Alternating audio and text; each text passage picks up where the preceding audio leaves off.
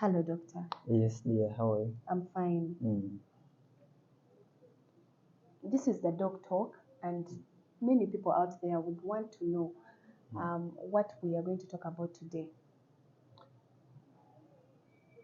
Yeah, we are going to talk about health generally, and yeah, We are going to talk about health generally. When we look into our lives and what is happening all over Uganda and all over the world, many people are asking themselves and they want to know more about health. So today I would want Dr. Boya to share for us a picture about the common diseases that are affecting people around the world today. yeah. When you look actually in the last century, that's the 20th century. Yes. The common diseases that killed our people were actually acute diseases, especially infectious diseases. But this time around, there is actually a paradigm shift in the 21st century. It's mostly actually the chronic diseases. So it's these chronic diseases that are actually today killing most of our people. Because in the past century, actually, acute diseases were accounting for about 90% of the causes of death. Wow. But when you look today, the acute causes here in Africa, they can account to about 40%, but the chronic diseases have taken over up to about 60%. The causes of death are chronic diseases. Wow. We are talking about acute diseases and then chronic diseases, but a viewer would want to know what the acute diseases are. So acute disease, we are talking of a disease which someone gets and actually it kills that person in about 6 months. 6 months. But a chronic disease, this is a disease someone has gotten it and it has actually gone past 6 months.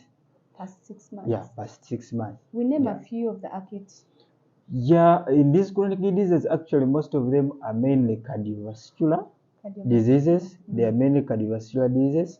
And when we talk about these cardiovascular diseases, we are mainly talking about hypertension, or commonly known as pressure by our people. Then diabetes mellitus, commonly known as sukari. Then heart failure, stroke, arthritis. So, and these ones end up actually also affecting the kidney and also the liver. So someone can get a chronic kidney disease or a chronic liver disease still as a result of these cardiovascular diseases. Cardiovascular diseases and acute diseases is what we are talking about today. And cardiovascular diseases, you've got to know the types as doctors mentioned them. So if we are to talk about the cardiovascular diseases and how they are causing death nowadays, what do you think is the cause of the cardiovascular diseases?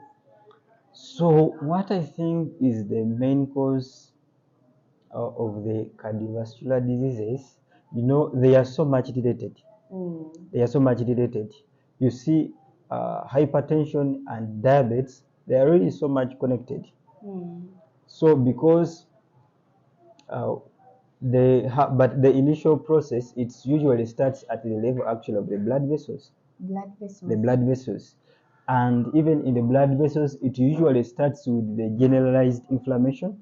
Many times we really have inflammation, and we have lots of oxidized free radicals. These oxidized free radicals, we actually get them mostly from the body oxidizing the foods we have eaten. Like when we eat carbohydrates, they are broken down to glucose. Yes. And when this glucose is broken down by the body to give us energy, so out of the oxidation, oxidized free radicals can arise. And the other thing which mainly brings these oxidized free radicals is the vegetable oils.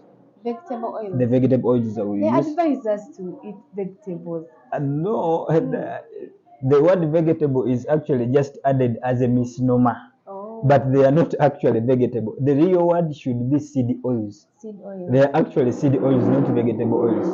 The vegetable word added on it is just a misnomer. But the real thing, they are crushed seeds which are crushed through very high, very modified process and technology. to extract these oils out of them.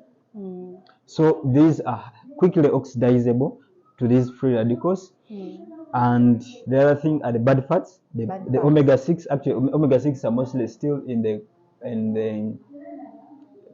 omega-6 are actually mostly still in the vegetable oils and the ground nuts. And the other thing is the bad cholesterol. You know we have a good cholesterol and a bad cholesterol. The good cholesterol is the high density lipoproteins, HDL, and then the bad cholesterol is the low density lipoproteins, the LDL. So these are just package vessels of the bad and the good cholesterol. Wow. So these bad cholesterol together with the other bad fats we talked of, the omega-6, they can initiate the injury to these vessels together with the oxidized free radicals. They can initiate the injuries. So when this injury starts on these vessels, eventually the body has a mechanism of fighting this injury. The platelets will again clog on that site of injury. So as these bad fats are also loitering in the vessels, they can also add up on the clog and form now a plaque, which is significant. So yeah, that cholesterol plaque. Yes. So now in that cholesterol plaque, actually even fibers can add in, which we call fibrin. When fibrin adds in, and also over time, calcium also adds up to the buildup. So we find that over time, it really becomes a very hard cholesterol plaque and it's very firm. So that one now narrows the lumen or the size of the vessel. The size of the vessel. Yeah, it narrows the size of the vessel. And when the size of the vessel is narrowed, what happens? So when that size of the vessel is now narrowed, it means the blood flowing through the vessel, it will flow with pressure. Oh. Flow with pressure. It's That's like what we call squeezing high a lot blood of water pressure. through a very small hole. So obviously the pressure will build up and it's really high. So there are many diseases that come up with that. Is that the high blood pressure, the heart failure, and whatever? So you'll find that these things are really interconnected. So as this fat is building up in the vessel, it's not only building up in the vessel. So it is also building up actually also in the liver. Because by the moment you see the belly increasing here in the abdomen, it means the fat actually was first deposited in the liver. So very many of us actually, you will find if you make a roadblock here around Clock Tower, you might find that 50% of the people passing by actually have a fatty liver. So, and this fatty liver, it also impedes the metabolism of the liver.